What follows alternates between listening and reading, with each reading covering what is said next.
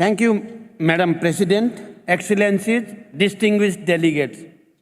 At the outset, I congratulate the presidency of this COP28 for hosting this conference and thank the government of UAE for extending a warm hospitality to my delegation.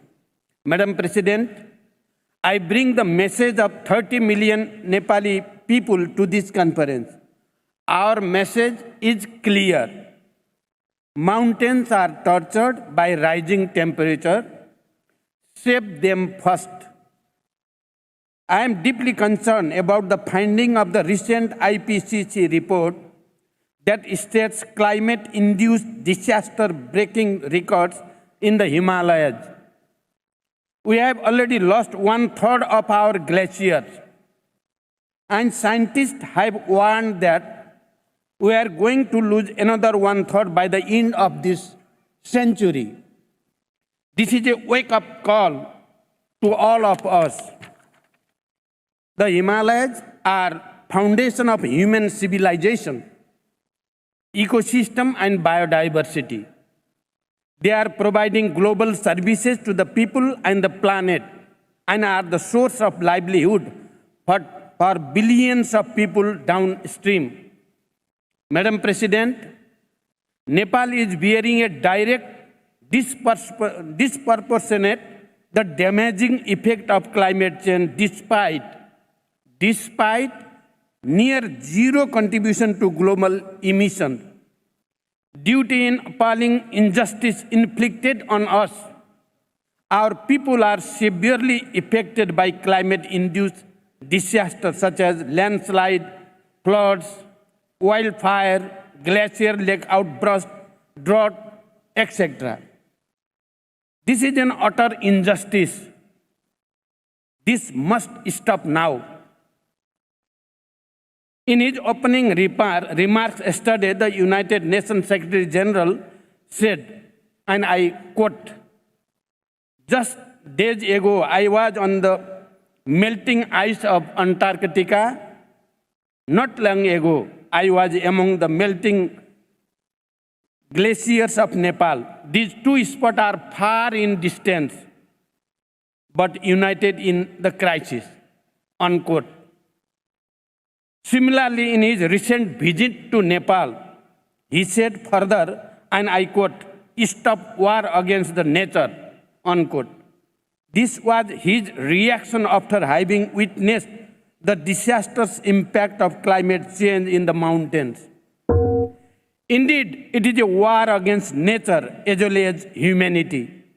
We are waging war with ourselves and the future generation only to satisfy our short-sighted and self-serving interest.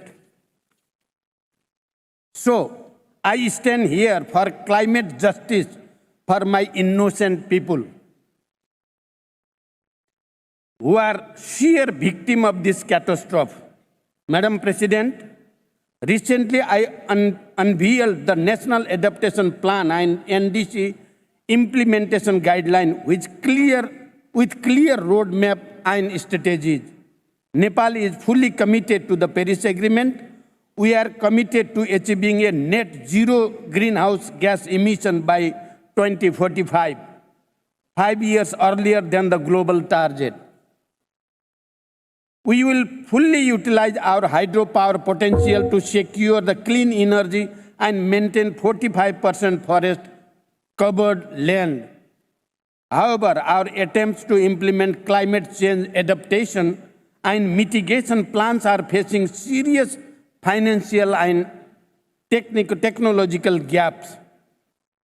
LDCs are more vulnerable to the impact of the climate change and are in desperate need of financial and technological support.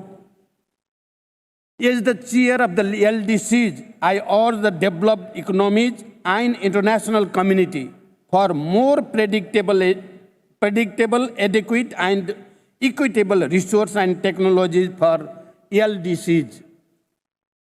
Countries like Nepal are left behind to live on their own fate.